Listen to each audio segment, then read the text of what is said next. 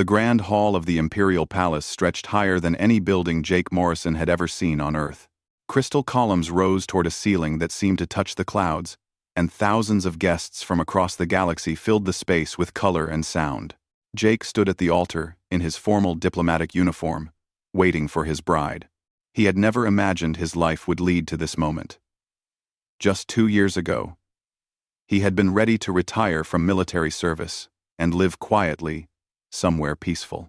Then the diplomatic corps had recruited him, saying they needed someone who understood both combat and compassion. Someone who could build bridges instead of burning them. Now he was about to marry an alien princess he had met only 3 times before. The music changed, and Princess Lyria appeared at the far end of the hall. She was beautiful, even by the standards of her own people. Her skin had a faint silver shimmer, and her eyes were the color of amethyst. She wore traditional Valerian wedding robes that flowed like water as she walked. Her face showed no emotion as she approached him. Jake had learned enough about Valerian culture to know that showing emotion at a royal wedding was considered improper. Still, he wished she would at least look at him. During their 3 brief meetings, she had barely spoken to him. When she did, her tone was polite but cold, like someone speaking to a useful tool. The ceremony began. The Emperor himself conducted the ritual, speaking in the old Valerian language that Jake had been studying for months. He understood most of it now. On, the words spoke of duty, honor, and the joining of 2 peoples. When it came time for Jake to speak his vows, he did so in Valerian. He had practiced for weeks to get the accent right.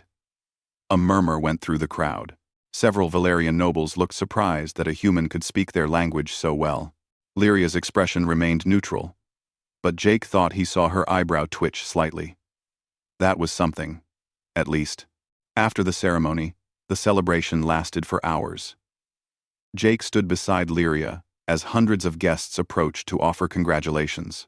Most of the Valerians were polite to his face, but he caught the looks they gave each other. He saw the barely hidden smirks, the knowing glances. He was human, after all. His species had only achieved faster-than-light travel 30 years ago. The Valerians had been exploring the stars for thousands of years.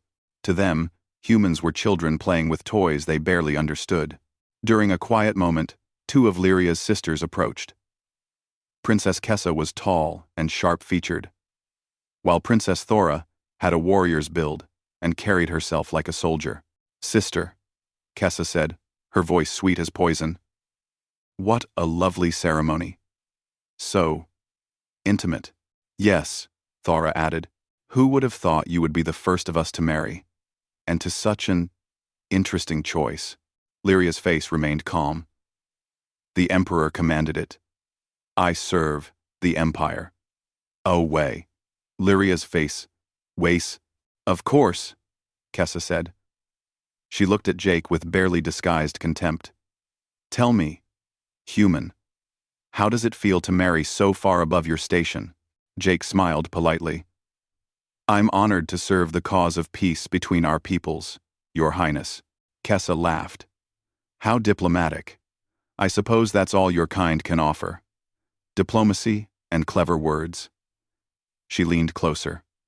"You do know that Valerian marriages last for life? Your life, I mean. Which won't be very long compared to ours." "Kessa," Lyria said sharply. "That's enough." Her sister smiled and walked away, Thora following behind her. Jake watched them go, his expression unchanged. "You should not have to endure such insults," Lyria said quietly. It was the first time she had spoken directly to him all day. "My sisters forget themselves." "It's all right," Jake said. "I understand that this arrangement is difficult for everyone." Lyria looked at him properly for the first time. Her purple eyes studied his face, as if trying to solve a puzzle. "You are very patient," she said. "Is that a human trait? Or just yours?" "A bit of both, I think." She turned away. "We should continue greeting the guests." The celebration eventually ended, and Jake found himself in the rooms that had been prepared for him in the palace. They were beautiful, decorated in both human and Valerian styles. Through a connecting door, he could see Lyria's quarters, even more grand than his own. She had made it clear, during their brief meetings, that this would be a political marriage only. They would have separate rooms, separate lives. They would appear together at official functions, but otherwise, they would not interfere with each other. Jake was fine with that. He hadn't expected love, or even friendship. He had accepted this role because he believed in the treaty. Humanity and the Valerian Empire had been close to war for years. This marriage was a symbol that peace was possible. He changed out of his formal uniform and sat on the edge of his bed, feeling the weight of the day settle on his shoulders. Through the window, he could see the lights of the capital city spreading out below. Somewhere out there, the other humans in the diplomatic mission were probably celebrating. He should feel happy. He had done his duty. Instead, he felt very alone. A soft knock came at his door. He opened it to find Amy Chen, the cultural attaché who had become his closest friend during the negotiations. "Hey," she said. "Thought you might want some company. Or at least some Earth coffee. I smuggled some through customs." Jake smiled, genuinely this time. "You're a lifesaver." They sat on the balcony, drinking coffee and looking at the alien stars. Amy didn't ask if he was okay. She knew him well enough to know he wouldn't answer honestly anyway. "The nobles are already betting on how long the marriage will last," she said. "Most give it a year before you request a transfer back to Earth. I won't do that." "I know." She sipped her coffee. "Jake, can I ask you something? Why did you really volunteer for this? You could have said no." Jake was quiet for a long moment. "Because I've seen what war does," he said finally. "I've seen planets burning, and cities reduced to ash. If marrying a princess who can't stand me prevents that, it's the easiest duty I've ever had." Amy nodded. She knew about his past, about the things he had seen and done before becoming a diplomat. Most people didn't. Jake preferred it that way. "Well," she said, standing up, "try to get some sleep. Tomorrow you start your new life as a prince consort. Which, by the way, sounds ridiculous when I say it out loud." After she left, Jake stood alone on the balcony. Through the connecting door, he could hear Lyria moving around in her rooms. She was probably as uncomfortable with this situation as he was. He hoped that eventually they could at least become friends. He didn't need her to love him, but mutual respect would make the years ahead much easier. In her own rooms, Lyria sat at her desk, reviewing reports.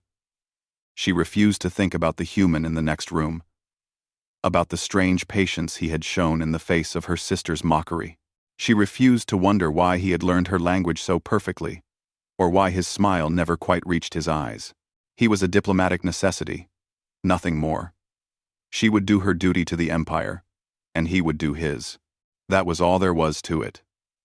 3 months had passed since the wedding, and Jake had settled into a routine.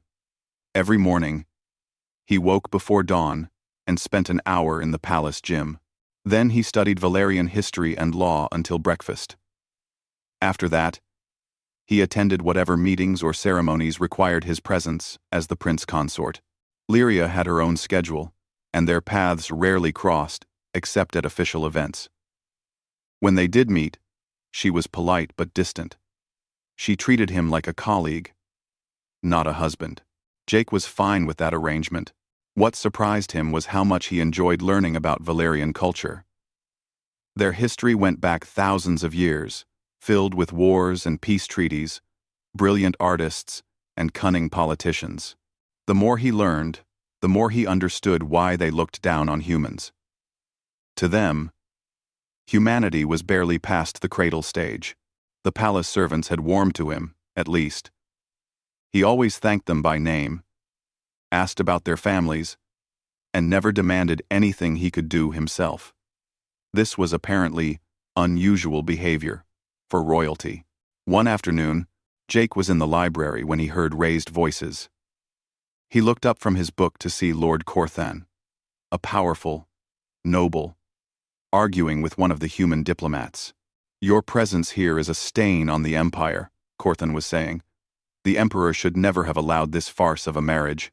The diplomat, a young man named Peter Grant, looked uncomfortable. My lord, the treaty benefits both our peoples. Benefits? Corthan laughed. You bring nothing to this alliance except your absurd luck in stumbling onto faster-than-light travel. In another century, you'll destroy yourselves, and we'll be free of you.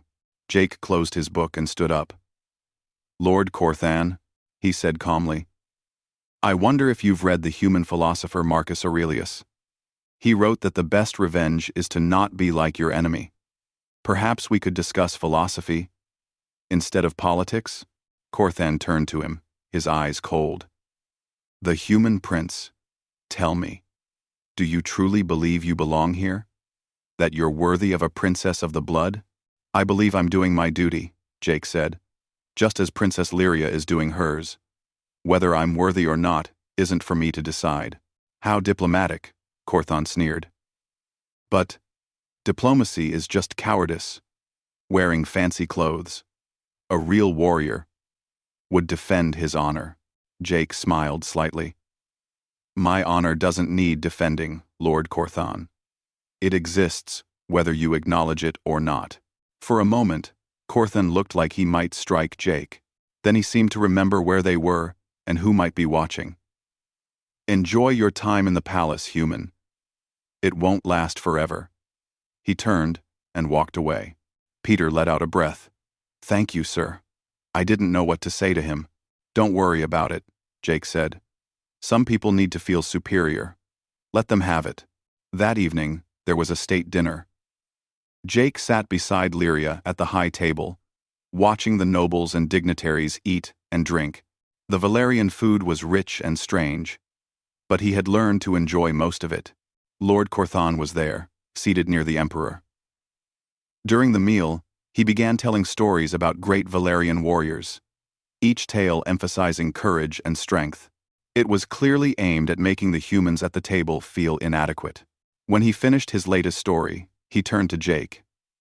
Tell me, Prince Consort, do humans have any warriors worth mentioning?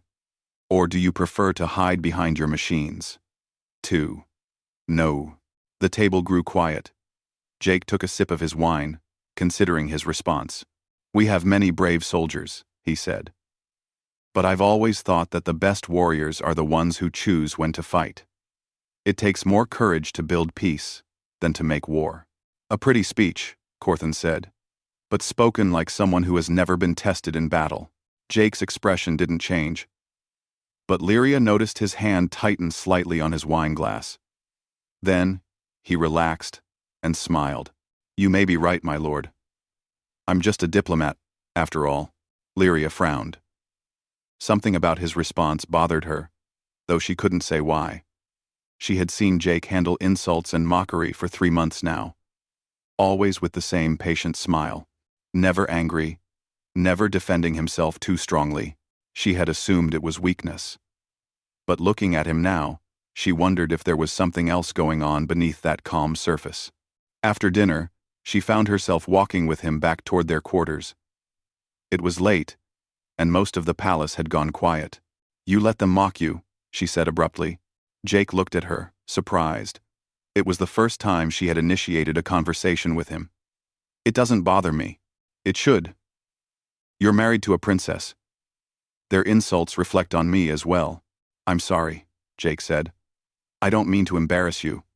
I just don't see the point in arguing with people who've already made up their minds. They walked in silence for a moment. Lyria found herself studying him from the corner of her eye. He was tall for a human, though still shorter than most Valerians. His movements were relaxed, almost lazy. Nothing about him suggested any kind of threat. And yet, why did you become a diplomat? She asked. What did you do before? I was in the military, Jake said. Special operations. But I got tired of it and wanted to do something different. Special operations, Lyria repeated. What does that mean? Difficult missions. Rescue operations. That sort of thing. He shrugged. It was a long time ago. They reached the corridor where their rooms were located. Lyria paused at her door. Jake, she said, using his name for the first time since the wedding. When Corthan challenged you about being tested in battle, why didn't you tell him about your military service? Jake was quiet for a moment. Because it wouldn't have changed his mind. And because I came here to build peace. Not to prove how dangerous I can be. He said goodnight and went to his own room, leaving Lyria standing in the hallway. She went inside, troubled by thoughts she couldn't quite organize. The next day, she was training in the palace combat hall when her guard commander, Drex, approached. He was massive, even by Valerian standards. A veteran of a dozen campaigns. Princess, he said, I have been watching the human. Jake? Why? Because he spends an hour each morning in the gym, Drex said. I decided to observe him today. His training routine is unusual. Unusual how? He practices combat forms, Drex said. Human styles, but also some I recognize from other species, including ours. His movements are precise, controlled. He trains like someone who has used those skills in real combat. Lyria frowned. He said he was in their military. Yes. But the way he moves, Princess, he was not some ordinary soldier. That man has killed before, many times. I would stake my reputation on it. After Drex left, Lyria couldn't stop thinking about what he had said. That night, she did something she had never done before. She knocked on the connecting door between their rooms. Jake answered, looking surprised.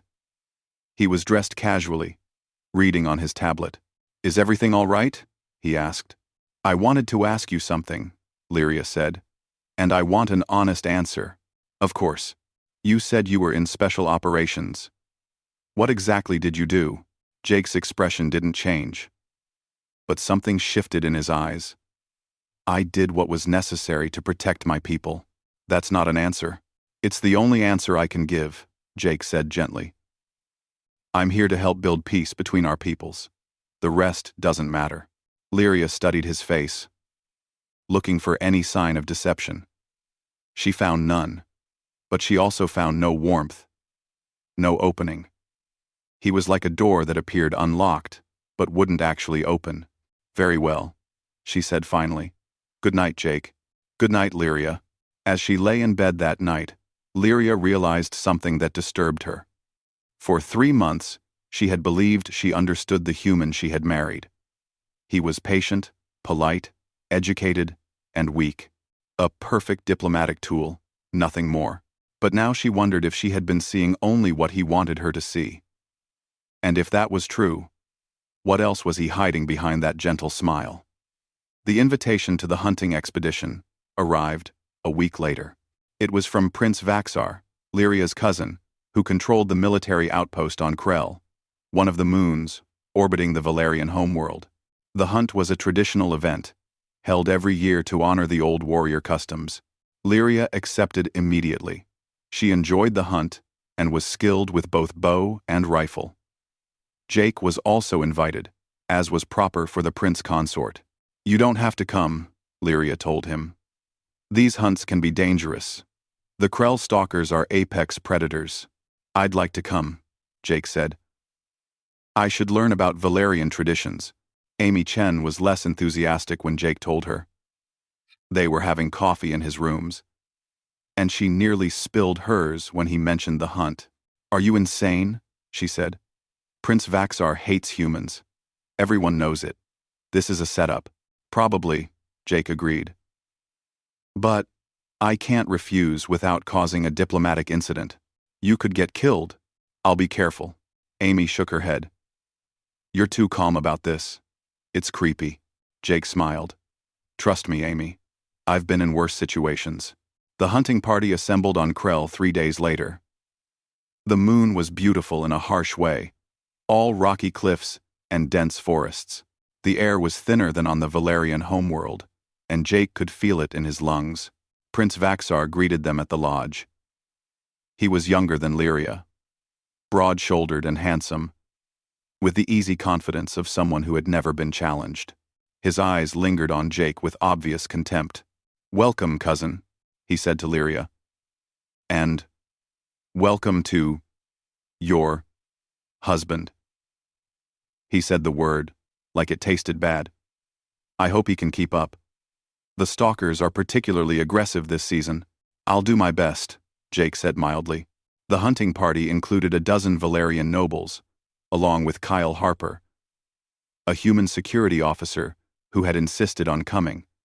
Kyle was young and nervous, clearly uncomfortable around so many Valerians. They set out into the forest at dawn.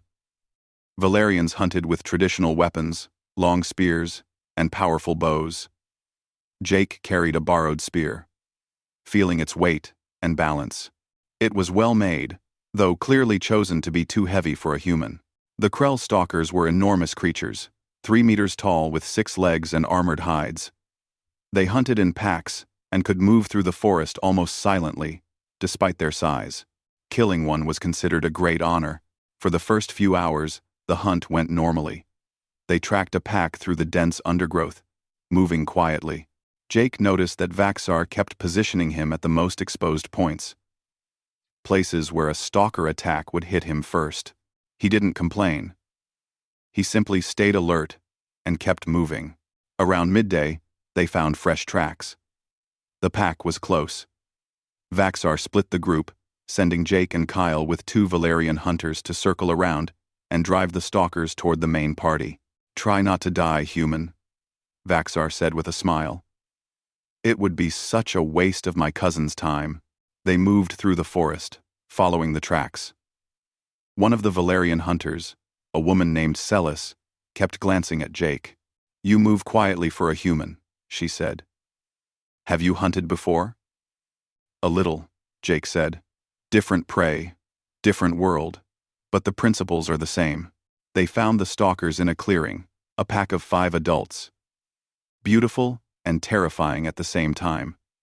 The plan was to make noise and drive them toward Vaxar's position, but something went wrong. One of the stalkers broke away from the pack, moving faster than Jake expected. It charged directly at Kyle, who froze in panic. Jake moved without thinking, pushing Kyle aside and rolling away from the creature's massive claws. "Run!" he shouted. "Back to the others." The Valerian hunters fired their bows, but the stalker's hide was too thick. The arrows bounced off. Kyle scrambled backward, and Celis grabbed him, pulling him toward safety. Jake faced the stalker with just his spear. The creature was enormous, its breath hot and rank. It circled him, intelligent eyes studying this small prey that hadn't run.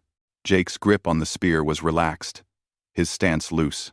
He wasn't holding the weapon like an amateur anymore. Lyria, who had heard the commotion and run toward them, arrived just in time to see the stalker charge. What happened next was almost too fast to follow. Jake didn't try to meet the charge head-on. Instead, he sidestepped at the last moment, moving with a speed and precision that seemed impossible. The spear flashed out, finding a gap in the armor at the creature's shoulder joint. The stalker roared and spun, but Jake had already moved again, staying just out of reach. It wasn't the clumsy desperation of someone fighting for their life.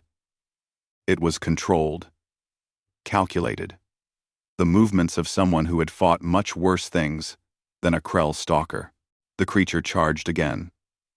This time, Jake used its own momentum against it, planting the spear and letting the stalker impale itself. It died quickly, crashing to the ground. Jake pulled the spear free and turned to check on Kyle, his breathing steady. Then, he saw Lyria watching him, her expression shocked. "Are you all right?" he asked, as calm as if he had just finished a morning walk. Before Lyria could answer, Vaxar arrived with the rest of the hunting party.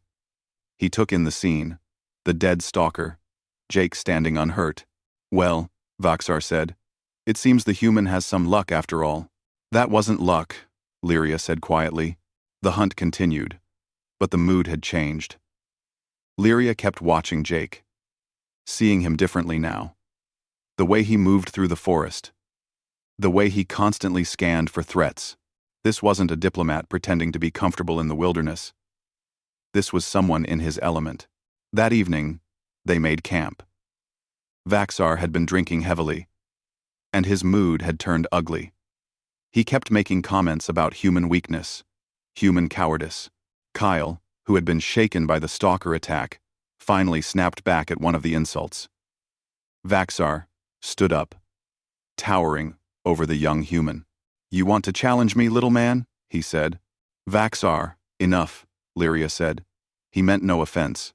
"He exists," Vaxar said. "That's offense enough." He grabbed Kyle's arm, squeezing hard enough to make the young man gasp in pain. "You come to our world, marry our women, and think you're our equals. You're nothing but clever apes." "Let him go," Jake said. His voice was still quiet, but something in it made everyone turn to look at him. Vaxar smiled. "I'm asking you politely," Jake said. "Let him go, and we can all enjoy the evening. And if I don't," Jake stood up slowly, "then I'll stop being polite." For a moment, the camp was completely silent. Vaxar was staring at Jake, and for the first time, he seemed to really see him. Whatever he saw made him hesitate. Then he laughed and pushed Kyle away. "Not worth the trouble," he said. "The boy isn't worth breaking the treaty over." But Lyria had seen Vaxar's face in that moment before he laughed. She had seen something she had never seen before. Her cousin had been afraid. That night, as they prepared to sleep, Lyria approached Jake at the edge of camp. He was sitting alone, looking at the stars. "What you did today," she said. "The way you fought the stalker." "No," Jake agreed. "It wasn't. How many have you killed? Not stalkers. People." Jake was quiet for a long time. "Enough," he said finally. "More than enough." "Why didn't you fight Vaxar?" He was hurting Kyle. "Because Kyle wasn't in real danger," Jake said. "Just pain and humiliation. If Vaxar had tried to seriously hurt him, I would have stopped it. But creating an incident over an insult isn't worth it." "You're always so controlled," Lyria said. "Doesn't anything make you angry?" Jake turned to look at her. And for just a moment, she saw something dark and fierce in his eyes. Then it was gone, hidden behind that gentle expression again. "Many things make me angry, Lyria," he said softly.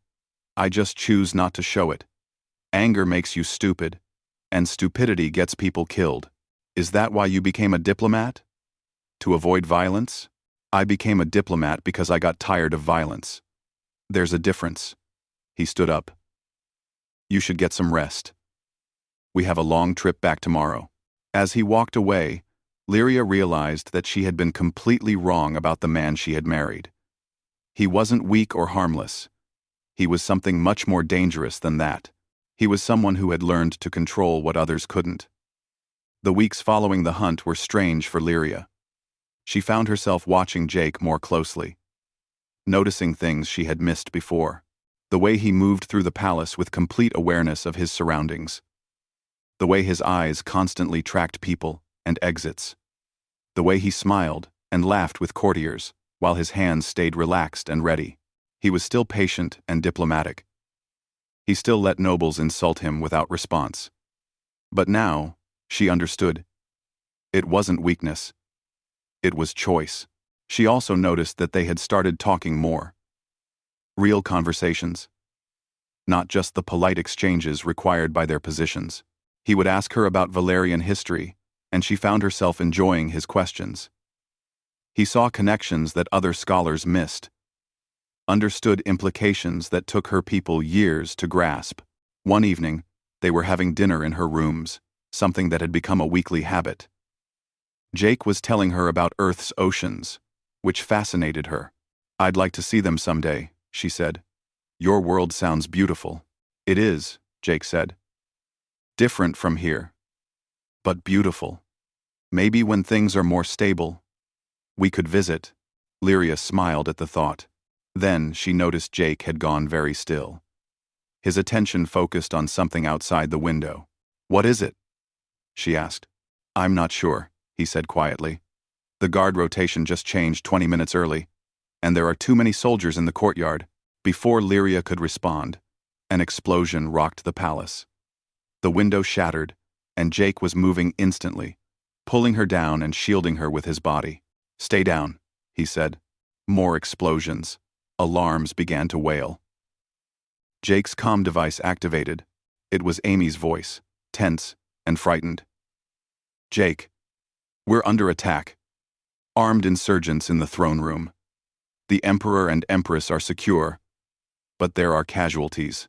"Copy that," Jake said, his voice completely different now, hard and focused. "Stay in the embassy quarters.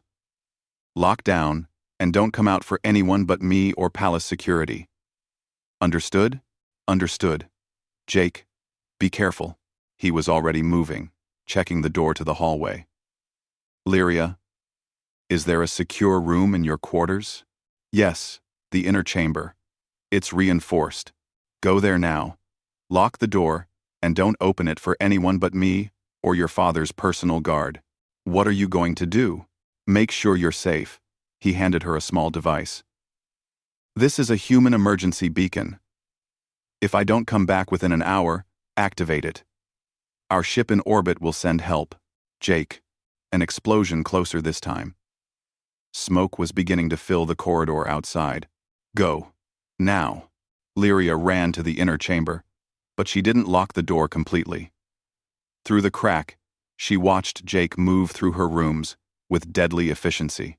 He found one of her ceremonial swords, tested its weight, and nodded in satisfaction. Then soldiers burst through the main door. Not palace guards, insurgents wearing unmarked armor. 3 of them. What happened next would stay with Lyria for the rest of her life. Jake moved like water, like death itself. The first soldier barely had time to raise his weapon before the sword took him in the throat. The second managed to fire, but Jake had already moved, the shot missing by inches. The blade flashed again, and the soldier fell. The third was smarter. He dropped his rifle and drew a knife, engaging Jake in close combat.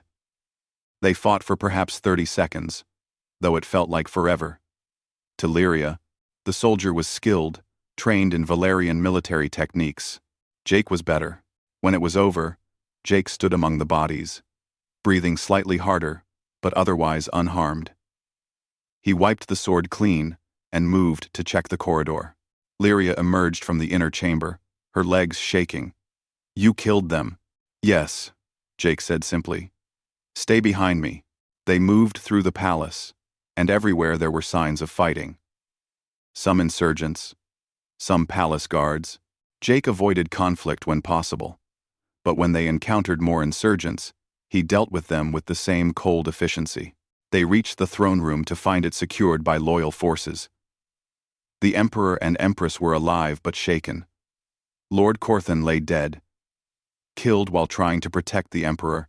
The irony wasn't lost on Lyria. "Where's General Thrain?" the Emperor demanded. "Where is my military commander?" One of the guards looked uncomfortable. "Sire, we believe General Thrain is leading the insurgents. This was a coup attempt." Sire." The Emperor's face went dark with rage. But before he could speak, more news arrived. A group of insurgents had escaped the palace, taking hostages, including Princess Kessa. Lyria felt the world tilt. Her sister, her annoying, superior, beloved sister. "Where did they take her?" Jake asked. The guard commander, a woman named Serena, answered. "An old military installation in the northern mountains. It's heavily fortified. We're organizing an assault, but it will take time to do it properly. 3 days, maybe 4, to gather sufficient forces and plan the operation." 3 days. Jake repeated quietly. "That's too long." 2. "It's the best we can do without massive casualties," Serena said. "These are trained soldiers in a defensive position." Jake looked at the Emperor. "Sire, I request permission to contact my ship." "For what purpose?" "To get my sister back," Lyria said, understanding suddenly. The Emperor studied Jake. "You're a diplomat." "I used to be something else," Jake said, "and I'm good at it." Amy arrived then, along with Kyle and the rest of the human delegation. She took one look at Jake and seemed to understand immediately. "You're going after her," she said. Yes. You need a team. The ship has people. Amy activated her comm. Captain Park. This is Cultural Attaché Chen. Put me through to Commander Cole. On the screen, a scarred man with gray hair appeared. He looked at Jake and grinned. Well. Didn't think I'd ever see you in action again. Boss. Ryan, Jake said. I need a team.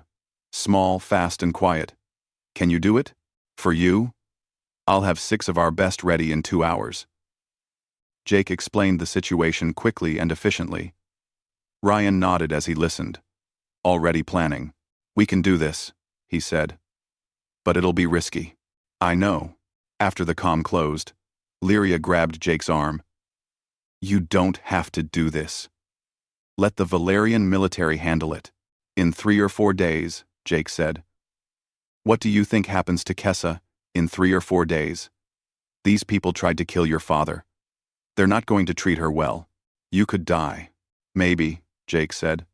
But I won't leave her there. Lyria looked at this man she had married, this human she had dismissed as weak and harmless. She saw him clearly now. Saw the warrior hidden beneath the diplomat's smile. Saw the fierce protectiveness in his eyes. Why? Jake's expression softened. Because she's your sister. Because she's family. Even if she doesn't think of me that way. And because I've spent 10 years trying to be someone other than a soldier. He turned to the Emperor. Sire, I need authorization to launch this operation. Officially, it will be a human military action, not a Valerian one.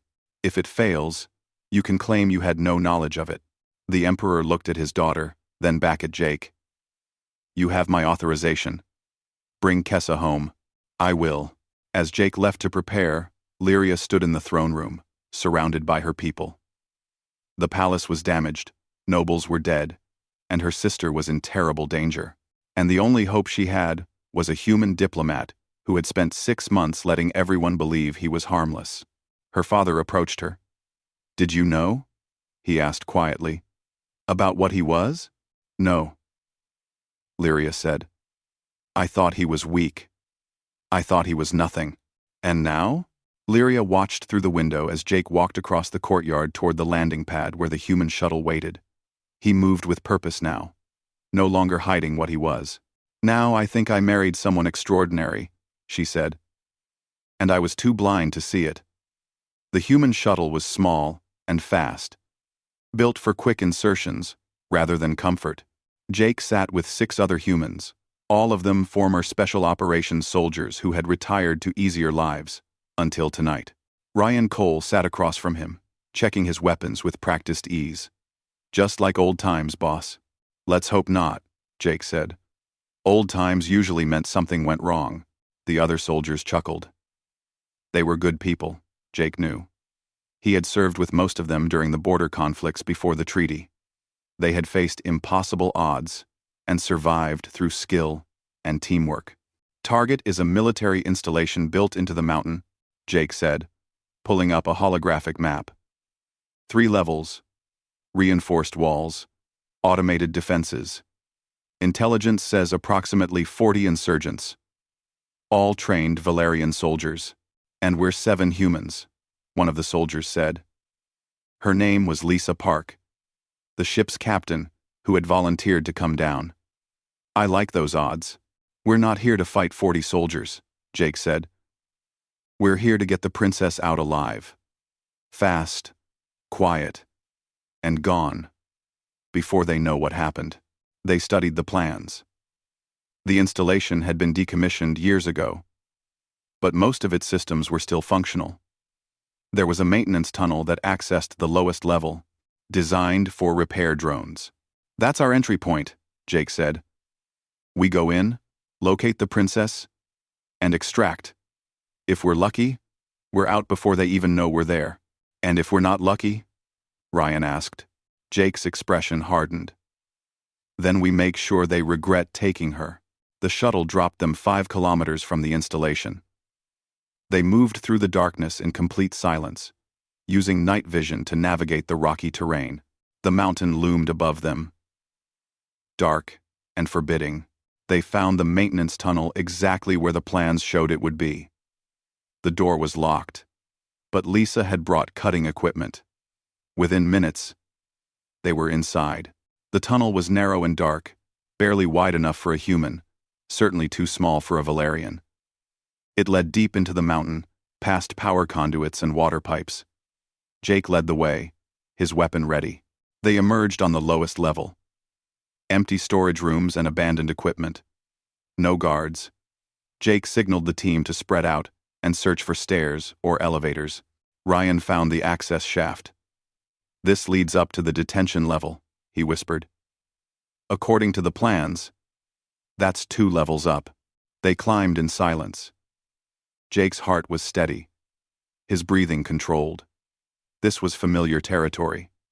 He had done this kind of operation dozens of times. The diplomatic life had been an attempt to leave this behind, but some skills you never lost. The detention level was guarded. 2 soldiers stood outside a heavy door, looking bored. They never saw Jake and Ryan coming. A few seconds later, both guards were unconscious, their weapons taken. Behind the door was a corridor with cells. And in the 3rd cell, they found Princess Kessa. She looked bad. Her face was bruised, and she was sitting against the wall with her eyes closed. But she was alive. Jake unlocked the cell quietly. Kessa's eyes opened, and she stared at him in confusion. "You," she whispered. "The human. The human. We're getting you out of here," Jake said. "Can you walk?" "I think so." She stood up, wincing. "Why did you come?" "Because you're family," Jake said simply. "Now stay quiet and stay close." They made it back to the access shaft without incident. Jake was beginning to think they might actually pull off the silent extraction. Then, alarms began to wail. "They found the guards," Ryan said. "We need to move." They ran for the maintenance tunnel, but soldiers were pouring into the corridors now. Jake's team took defensive positions, buying time for Kessa to reach the tunnel. The firefight was brief but intense. Human weapons were louder than Valerian ones, the sharp crack of gunfire echoing through the installation. Jake's team moved with precision, covering each other, falling back in controlled stages. They reached the tunnel entrance. Lisa and 3 others got Kessa through and started back toward the exit. Jake and Ryan stayed behind to cover their retreat. That's when General Thrain appeared. He was enormous, even for a Valerian.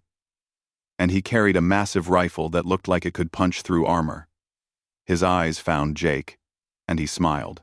"The human prince," he said. "I was hoping to meet you. They say you're a diplomat. They say you're harmless." "I used to be a lot of things," Jake said. "Right now, I'm just someone who wants to leave." "Let us go, General. And we can all walk away." "I don't think so," Thrain said. "Killing you will send a message that humans are weak, that the treaty was a mistake." He fired, and Jake dove behind cover.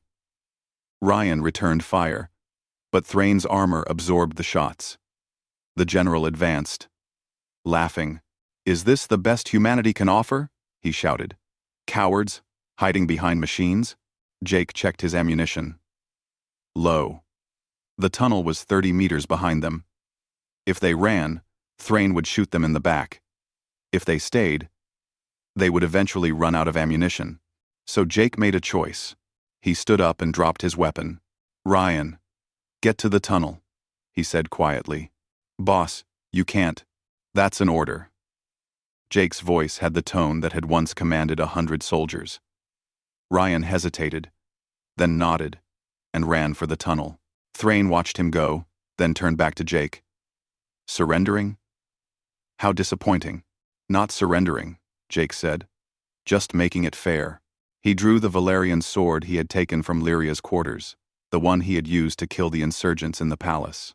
Thrain laughed and drew his own blade, a massive thing that looked more like a piece of steel than a weapon. They circled each other. Thrain was bigger, stronger, and had reach advantage. But Jake had fought bigger opponents before. The general attacked first, a powerful overhead strike that would have split Jake in half if it had connected. Jake sidestepped and countered, his blade drawing a line across Thrain's armor. They fought through the corridor, blade against blade. Thrain was skilled, trained in traditional Valerian combat, but Jake had learned from a dozen different species, and he combined techniques in ways that confused the larger warrior. Blood ran from cuts on both of them. Jake was slower, tiring. Thrain was bleeding more, but seemed not to care. "You fight well for a human," Thrain admitted, "but you're dying. I can see it in your eyes." "Maybe," Jake said, "but I held you here long enough." Thrain frowned, then heard the explosion. The charges Jake's team had placed were destroying the installation's power core. The lights went out, emergency systems activated, and warning sirens began to wail. In the confusion, Jake struck. Not a killing blow, but one that cut deep into Thrain's sword arm. The general's weapon fell, and Jake had his blade at the Valerian's throat. "You were right," Jake said quietly. "I am dying. We all are. Every day. But I'm not dead yet. And you're not killing any more people today." He could have killed Thrain. Part of him wanted to. But instead, he knocked the general unconscious and ran for the tunnel. His team was waiting at the entrance, ready to collapse it behind him. Jake stumbled out just as the tunnel began to fail. They ran through the night, and behind them, the installation burned. On the shuttle back to the palace, Kessa sat across from Jake. He was bandaged and exhausted, his diplomatic mask completely gone. "Why didn't you kill him?" she asked. "Thrain, you had the chance." "Because I came here to build peace," Jake said.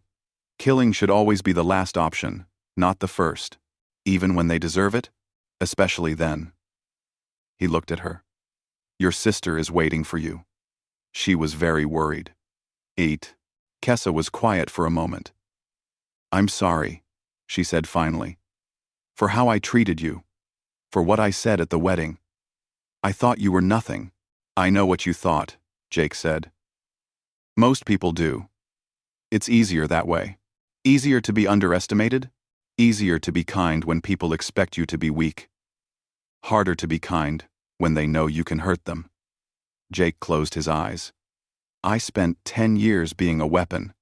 I came here to be something else. But tonight, I had to be both."